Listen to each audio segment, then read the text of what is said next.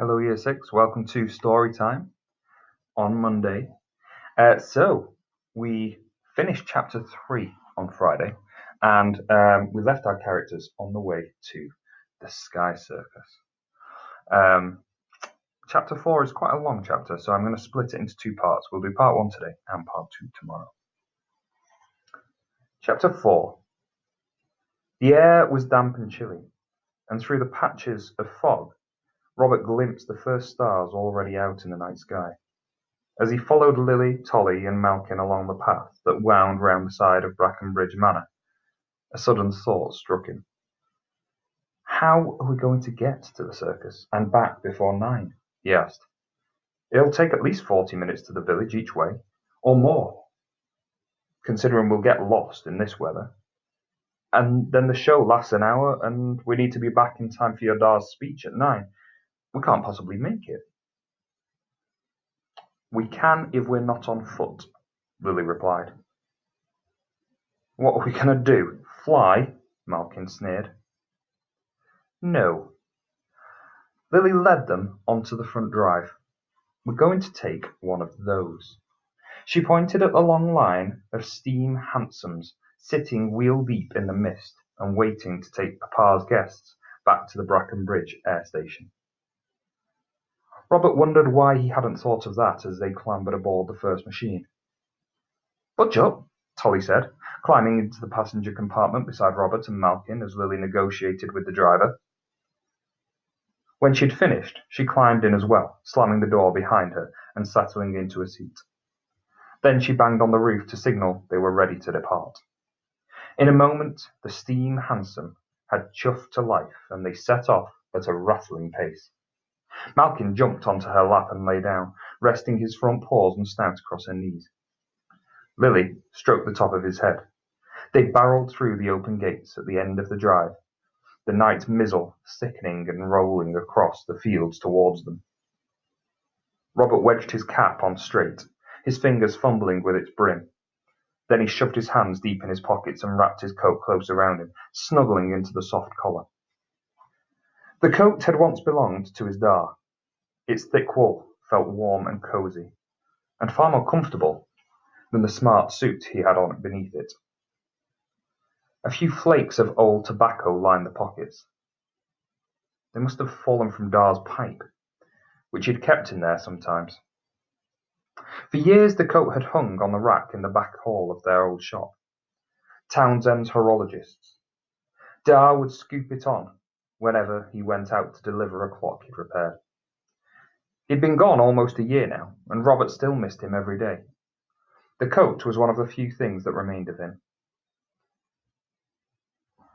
I ain't never laid eyes on a proper circus before, Tolly shifted about excitedly in his seat. I've seen a few street artistes round Camden Town and some music hall turns in the penny gaffs, not to mention that spiritualist show of your Ma's. Robert. But none of that's the same as the whole big top number, is it? What do you think this Sky Circus is going to be like? Lily cast a glance at Robert. His face looked flushed with nervous excitement. She too had a few anticipatory butterflies in her stomach. Or was that the lurch of the cab? Robert shrugged noncommittally. I've no idea. These kind of shows never normally come to Brackenbridge. I can't wait to see the girl with wings, Tolly chattered. I wonder if she'll fly for real, or whether it'll be some kind of swing and wire trick. Malkin's ears pricked up and he shifted, his claws digging into Lily's lap. Human bone density makes it highly unlikely she'll actually take off, he told them. Seems a lot of effort to make mechanical wings if they don't work, Robert said. Chickens, Malkin replied. What about them? Tolly asked. They have wings but can't fly. You think she might be like a chicken? Robert asked. Chickens are a bit clucking stupid, aren't they? Tolly said.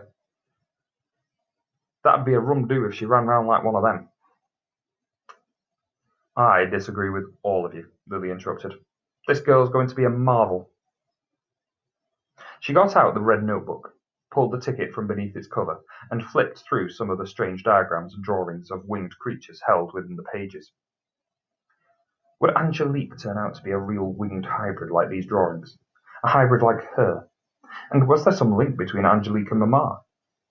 Lily couldn't be entirely sure, but a small part of her felt that the connection wouldn't just be coincidence. She couldn't wait to meet Angelique and ask her. In the meantime, she would have to content herself with reading more of the notebook. Monday, the 9th of September, 1867, Histon College, Cambridge University. My first day studying mechanics, specializing in ornithopters. Histon is the first ladies' college in the country. They have a Latin motto on their crest, which I recognize as the same one that was above the door at my old school. Vincit omnia veritas. Truth conquers all. I feel it's an auspicious beginning. One should always strive to be authentic, especially to oneself. Lily scratched her head. How curious. Truth conquers all had been the motto of her school too. Miss Scrimshaw's Finishing Academy. And she and Mamma studied at the same... had they studied at the same place? And she hadn't even known it? Tuesday, the 10th of September, 1867, Histon College. Last night, to celebrate our arrival, I and some of the other girls from the dorm on West Quad decided to visit a circus that was in town. Lily pursed her lips and stopped reading. This was even stranger. She was on her way to the circus, and here was Mamma talking about one. I saw the most amazing trapeze artist. It was almost as if she was flying through the air on her swing. It made me think about my thesis, to make someone fly with mechanical wings. In all honesty, it will be difficult to bring to fruition. That's not to say it's an impossibility, and I am willing, above everything, to give it a try. That was the end of the entry, but the coincidences were such that Lily could not resist turning the page and reading the next one too. Tuesday, 17th of September, 1867, Histon. I had my first tutorial today. My tutor says we can discover the universal truth of things in science, numbers and equations, just as we can in the fossils of the past, or in the written word. My mother used to say something similar. What would you do if you weren't afraid? Back then I never knew the answer, but now I do. Tell my truth. And today my truth lies in Flyology Project. The Flyology Project had Mamma really gone on to create a winged person in the years before her death? Lily had never heard tell of such things, not from Papa or anyone, so it seemed unlikely. Then again, before tonight, she hadn't even entertained the idea that a flying hybrid girl could exist, and yet here they were, perhaps on their way to see one. It was possible, she supposed, that there were others who were kept secret. Hadn't the professors at the party told Anna such experiments were banned? Lily wondered whether the rest of the pages would reveal the whole story. If not, Angelique might know more. She closed the red notebook and replaced it in her pocket, and then glanced over at Robert and Tolly, who were both staring out of the window.